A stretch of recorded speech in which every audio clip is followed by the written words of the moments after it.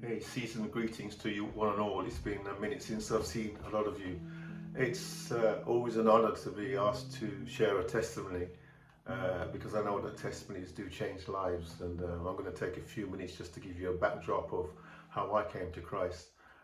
Kind of usual format, who I was before, how I came to Christ, and how life's been since then.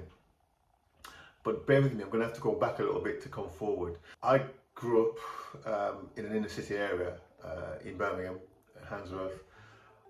My mum was a praying woman, but she never went to church, and my dad never went to church. So I went to church as a little boy, but I didn't understand anything about church or really who God was.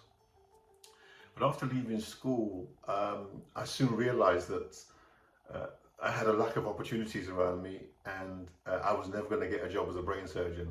So I kind of drifted into the environment that I lived in. Before I knew it, I was caught up in that environment and involved in things that I really shouldn't have been involved in, and got into a very chaotic lifestyle. By the time I was 17, I had 2 cars and no job, and got arrested by the police several times thereafter. 19, I'm on the police surveillance because by that time they've realized I'm associated with people who are involved in what they would call organized crime. To me, they were just friends. And that progressed through my 20s, and by my mid-20s I'd already been arrested several times and I'd already been to prison. And I guess my objective through my 20s and even into my 30s was just not to become the victim. And I guess you get to the point where people respect you and actually fear you, and that's your only real protection in that environment. So I guess along my 20s and 30s, I got involved in a lot of things that I shouldn't have got involved with. People definitely got hurt. There was definitely violence. There's definitely lots of things that were illegal.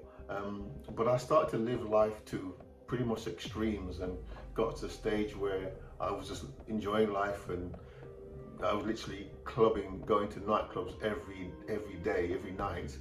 Sometimes in different cities and sometimes different countries. I got to the point where I guess I was living that life everybody wanted to live, because that's what the world told me was successful. Earning money, clothes, cars, nice house, all the rest of it. But there were times where I felt quite lonely. And I remember times that my mom used to pray for me, and my grandmother used to pray for me. And I didn't know who they were praying to, but whoever they were praying to was their God. And I was glad when they prayed, because things kind of got better when they prayed, but I didn't know who their God was. But they carried on.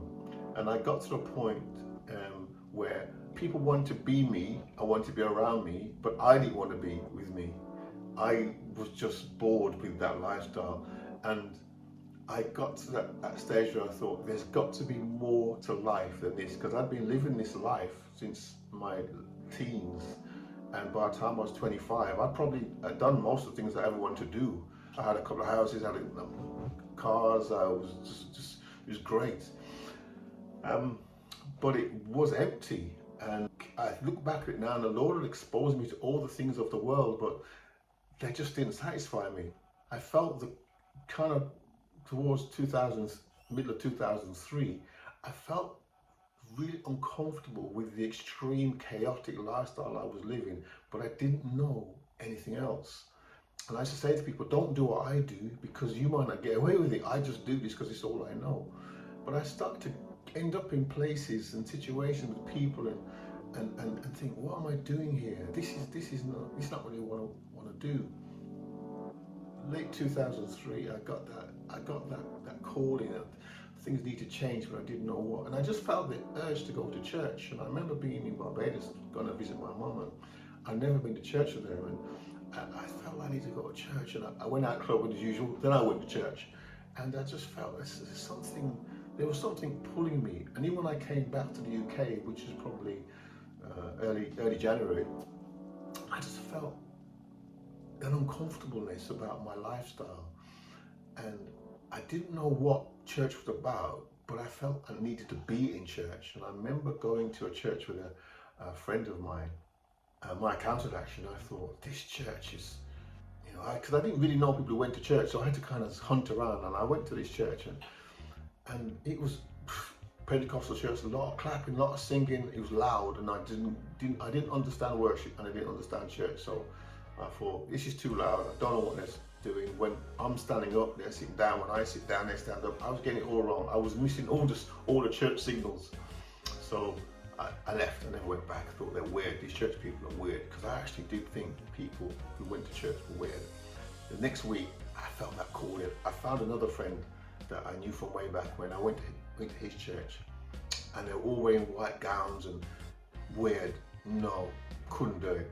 And I thought, the next week, I thought, God, I'm going to give, whoever you are, God, I'm going to give you one more chance. I'm going to go to church. And I thought, if I could go to church and just like an itch and scratch the itch, I could just get on with my life. So I called my uncle and I went to his church. I persuaded him to let me come because he knew my lifestyle and didn't want me to.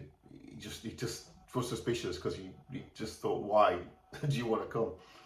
Anyway, fast forward, I got into church, and the pastor preached about a message about being financially strong and physically strong, which I was, but spiritually weak. And I thought, boom, that's me. I've got no spiritual compass in my life at all. Anything goes. I do wrong things, I just justify them. I don't care. People get hurt, so what? My rules were there were no rules. And I thought, Carl, this is for you. You've got no spiritual compass in your life. And she said the prayer of salvation, and I didn't know what that prayer was. But once she said it, she said, if you said that prayer and you meant it, you need to join me at the front of the church.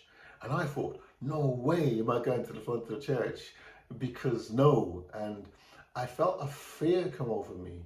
And I'd never really run from anything on the streets. If people were looking for me, I would find them first and they would regret it. And that's the way it worked. But I just felt a fear. And I looked at my uncle and I said, Uncle, I need to go to the front of the church, but I'm scared. And he looked at me and said, Carl, it's time. I'll go with you. So we started to make our way to the front of the church. And by the time I got probably a third of the way there, my knees were weak. I started to feel emotional. I started to cry. I never even cried as a child. And I had a conversation with God, because I was thinking, you can't be calling me. Remember, this is a God I don't know. You can't be calling me because of what? Look at all the things I've done. Look at all the things that people have hurt. Look at all the things I plan to do. And I heard a voice say to me, Carl, I know all you've done, but I want you. I want you. And if you would just come, to me, I will sort all those things out. Just come. And I said, who's this God? And anyway, I got to the front of the church.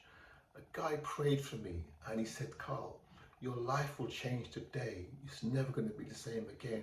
And I thought, what's he talking about? I've never seen this guy before. I've never been to this church before. After his prayer, I felt an immediate peace that I'd never felt before. And he was right, my life changed that day. I'll be honest, it hasn't been plain sailing. But all the things I used to do, I lost the appetite for. I just changed as a person. And there's been some challenges, there's been some ups and downs. I mean, the Lord moved me from Birmingham out of that environment to London.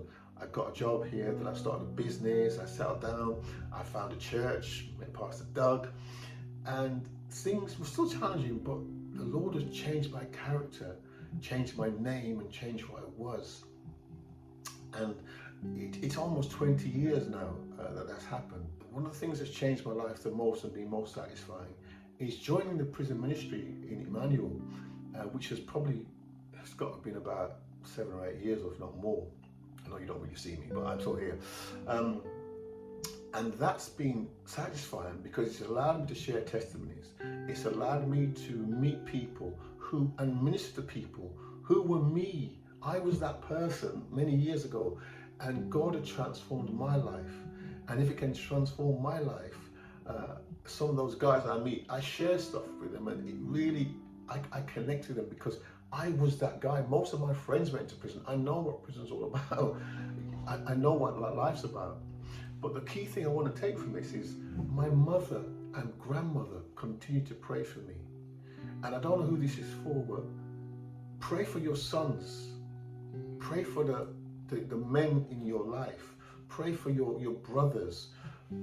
Mothers, keep praying, because if my mother and my grandmother hadn't prayed for me, I'm not sure where I'd be. Their prayers covered me.